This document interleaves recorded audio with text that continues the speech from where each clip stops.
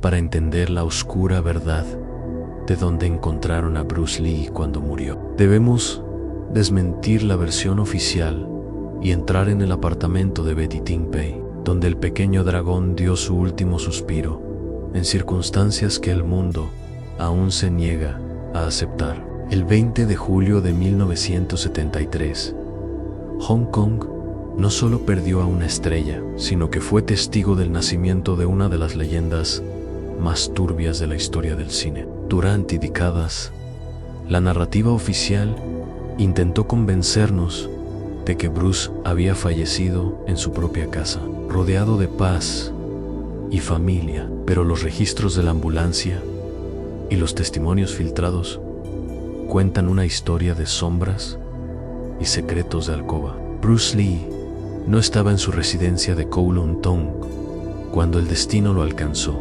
Estaba en una habitación ajena, en el apartamento de una actriz joven, bajo un velo de encubrimiento que su productor, Raymond Chow, intentó tejer desesperadamente para salvar la reputación del ícono mundial.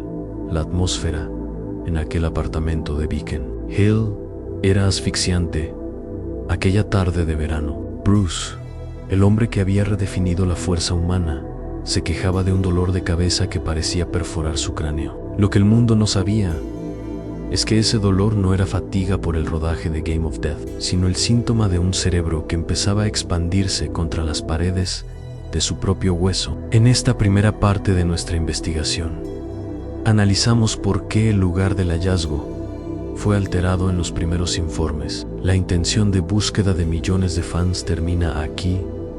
Bruce Lee fue encontrado inconsciente en una cama que no le pertenecía, iniciando una cadena de mentiras que duraría 80 minutos antes de que se diera el primer aviso oficial a los servicios de emergencia. Este tiempo perdido fue la diferencia entre la vida y una muerte rodeada de conspiraciones. El mito del guerrero invencible se desmoronaba en un entorno doméstico, lejos de los gimnasios y los sets de grabación, dejando tras de sí un rastro de botellas de analgésicos y llamadas telefónicas privadas que nunca debieron existir. En el papel de Raymond Chow, el arquitecto de la carrera de Bruce pasó de ser el de un mentor al de un director de escena en una morgue improvisada. Cuando Chow llegó al apartamento de Betty Ting-Pei y vio el cuerpo inerte de su estrella más valiosa, su primer pensamiento no fue la tragedia humana, sino el desastre mediático. Chow sabía que si se filtraba que Bruce Lee había muerto en el apartamento de una actriz soltera, el escándalo destruiría el legado del hombre de familia que Hong Kong adoraba. Fue en esos minutos críticos donde se gestó la gran mentira. Chow declaró inicialmente a la prensa que Bruce había muerto en su casa, caminando por su jardín. Esta discrepancia geográfica es la piedra angular de la desconfianza que rodea el caso hasta hoy. El caos que se vivió dentro de esas 4 paredes antes de que llegara la ambulancia es digno de una pesadilla. Intentaron reanimarlo con métodos que rayaban en lo primitivo. El pánico de Betty Ting-Pei, una mujer que veía como su vida se arruinaba al tener al cadáver más famoso del mundo en su dormitorio, la llevó a una parálisis emocional. No hubo una llamada inmediata al 911 de la época. Hubo consultas, susurros y una limpieza rápida de la escena. La oscura verdad de dónde encontraron a Bruce Lee reside en este intervalo de tiempo muerto, un vacío de casi una hora, donde el pequeño dragón ya no era un hombre, sino un problema logístico que debía ser trasladado. Cuando finalmente la ambulancia llegó al hospital Queen Elizabeth, la farsa ya estaba en marcha, pero los paramédicos notaron detalles que no encajaban con un desvanecimiento repentino en un jardín soleado. La causa técnica de la muerte, según el informe forense, fue un edema cerebral agudo, pero el catalizador sigue siendo objeto de un debate encarnizado. Betty Ting-Pei confesó haberle entregado a Bruce una pastilla de Equasis, un analgésico que contenía aspirina y meprovamato. La teoría oficial sugiere que Lee tuvo una reacción alérgica extrema a uno de estos componentes, lo que provocó que su cerebro se inflamara de 1400 a 1575 gramos. Imaginen la presión interna, una expansión interna que apaga las funciones vitales una a una. Sin embargo, en Micropesadillas ya cuestionamos cómo es posible que un hombre que consumía analgésicos con regularidad debido a sus lesiones de espalda tuviera una reacción tan letal en ese preciso momento. El análisis de las intenciones de búsqueda nos lleva a una pregunta recurrente.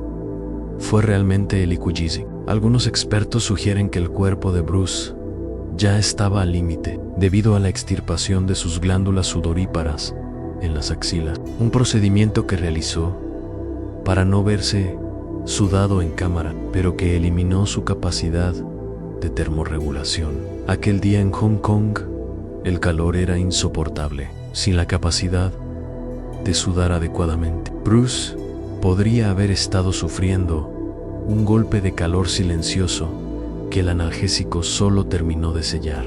La oscura verdad es que el ícono de la salud física era, en secreto, un hombre frágil cuyo sistema estaba colapsando bajo el peso de la perfección estética y el estrés del éxito global.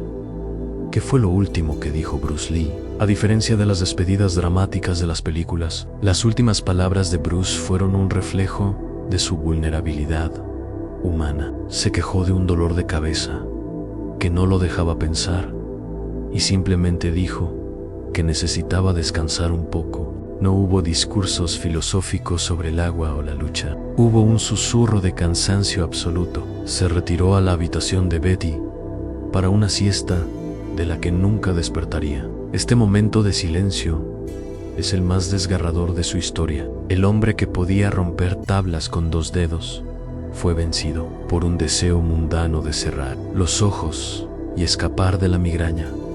Lo que Bruce estaba haciendo exactamente antes de morir también ha sido objeto de escrutinio. Se sabe que estaba repasando el guión de su próxima película, discutiendo coreografías y proyectando su futuro. Estaba en la cúspide de su creatividad, pero su cuerpo era un motor que trabajaba sin aceite. Las grabaciones y notas encontradas en sus pertenencias muestran a un Bruce obsesionado con cada detalle, un perfeccionismo que probablemente agotó sus neurotransmisores. La oscura verdad es que Bruce Lee murió trabajando. Incluso en sus momentos de descanso, su mente no le daba tregua. El sueño que buscó en aquel apartamento no fue una elección, fue un colapso del sistema nervioso central, que ya no podía sostener la carga de ser una leyenda viviente. Betty Ting Pei pasó de ser una estrella en ascenso a la mujer más odiada de ASEAN. Su conexión con el lugar donde encontraron a Bruce Lee la marcó de por vida. Durante años, guardó un silencio que solo alimentó las teorías de que ella era parte de una conspiración mayor.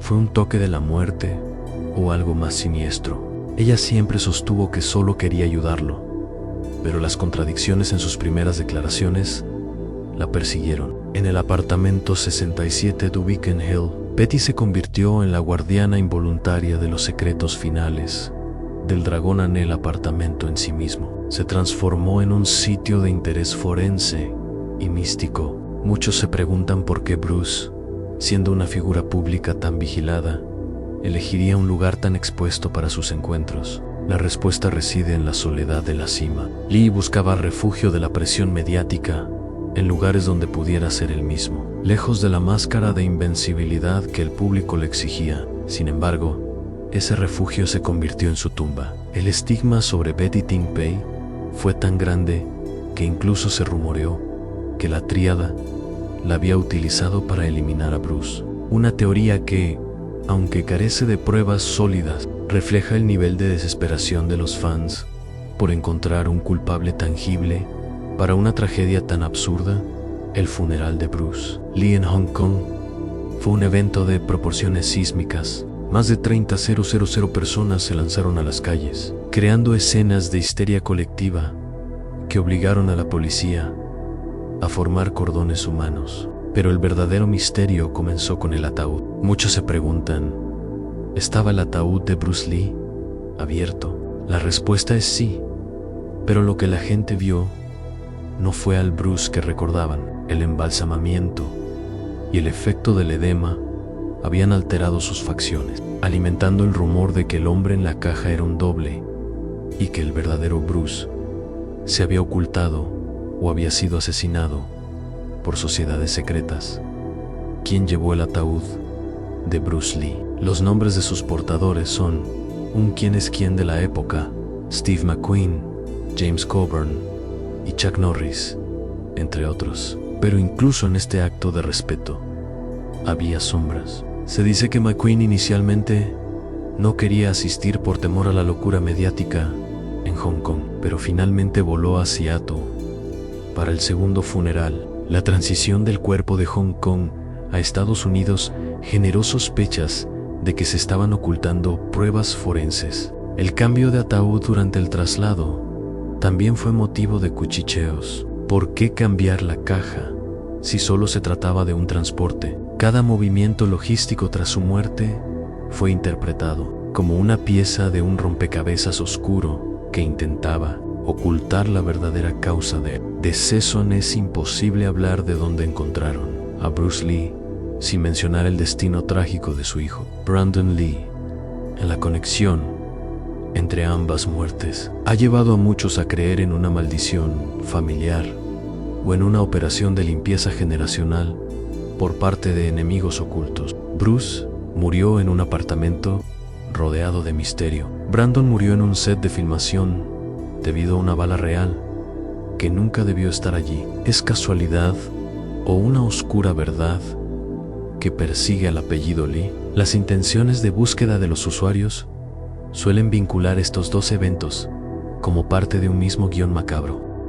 La teoría de la maldición sugiere que la familia Lee estaba marcada por fuerzas que no perdonaban su ascenso meteórico. Incluso se dice que el padre de Bruce, Lee Hoi-chun, estaba obsesionado con proteger a su hijo de los demonios que se llevaban a los primogénitos varones, razón por la cual lo llamaban con un nombre femenino en su infancia. La muerte de Bruce, en circunstancias tan extrañas y en un lugar tan inesperado, parece ser el clímax de esta narrativa sobrenatural. En Micro Pesadillas analizamos si esta maldición fue en realidad una serie de negligencias humanas y presiones industriales que terminaron por quebrar a dos hombres que vivían al límite de sus capacidades físicas y mentales.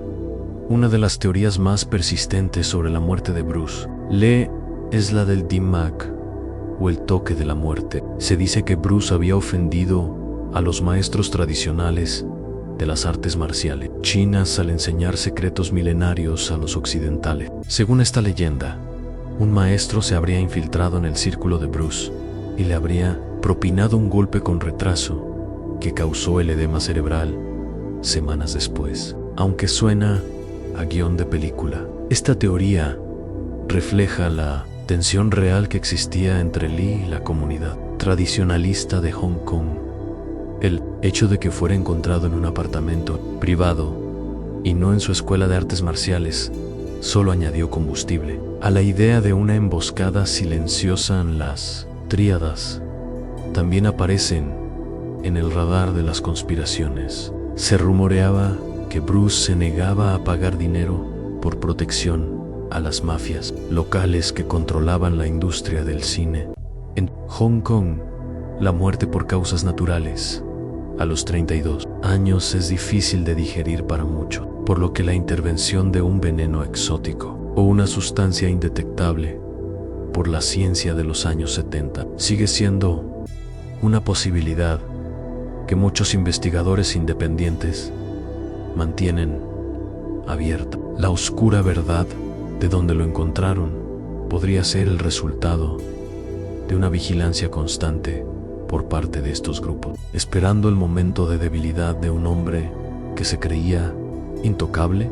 En años recientes, nuevas teorías han surgido gracias a los avances en la medicina forense. Un estudio publicado en el Clinical Kidney Journal sugiere una causa mucho más mundana, pero igualmente trágica: la hiponatremia. Según esta investigación, Bruce Lee podría haber muerto por una incapacidad de sus riñones para excretar el exceso de agua. Su dieta basada en líquidos y jugos, sumada al uso de marihuana, que aumenta la sed, y otros medicamentos, pudo haber causado un desequilibrio electrolítico fatal. El cerebro se hincha cuando el cuerpo no puede procesar el agua, lo que encaja perfectamente con los hallazgos de la autopsia. Esta teoría moderna cambia la oscura verdad de un asesinato a una tragedia de salud, autoprovocada por el rigor extremo de su estilo de vida. No fueron las tríadas ni un toque místico, sino el propio esfuerzo de Bruce por ser el espécimen humano perfecto lo que lo llevó a su fin en aquel apartamento. El hecho de que fuera encontrado en un lugar donde estaba descansando y bebiendo líquidos para recuperarse de su dolor de cabeza apoya esta visión clínica. Bruce Lee, el hombre que decía "Be water, my friend", podría haber sido irónicamente víctima del elemento que tanto predicaba, demostrando que incluso la mayor virtud puede convertirse en un veneno cuando se pierde el equilibrio. En la tumba de Bruce Lee en el cementerio de Lakeview, en Seattle, es hoy un lugar de peregrinación, pero las preguntas sobre su final siguen vibrando en el aire de Hong Kong. La oscura verdad de donde encontraron a Bruce Lee cuando murió nos enseña que detrás de cada ícono hay un ser humano quebradizo, propenso al error y a la fragilidad. Bruce no murió como un superhéroe en una batalla épica, murió como un hombre agotado, buscando alivio en una pastilla y una siesta, en un lugar que sus allegados intentaron borrar del mapa para salvar las apariencias. Al final del día, el misterio de Bruce Lee no reside solo en su muerte, sino en cómo hemos elegido recordarlo. Preferimos las teorías de conspiración porque la realidad de un edema cerebral causado por el agotamiento y el calor es demasiado simple para un hombre tan extraordinario. Sin embargo, en Micropesadillas, creemos que la verdad más aterradora es precisamente esa, que incluso el dragón más poderoso puede ser vencido por un momento de descuido y una habitación en silencio. Ya conoces la verdad detrás de lo que ocurrió en aquel apartamento de Beacon Hill. Si este viaje por los secretos de la leyenda te ha perturbado, recuerda que la sombra del dragón es larga y aún oculta muchos secretos. Suscríbete para más revelaciones y hasta la próxima pesadilla.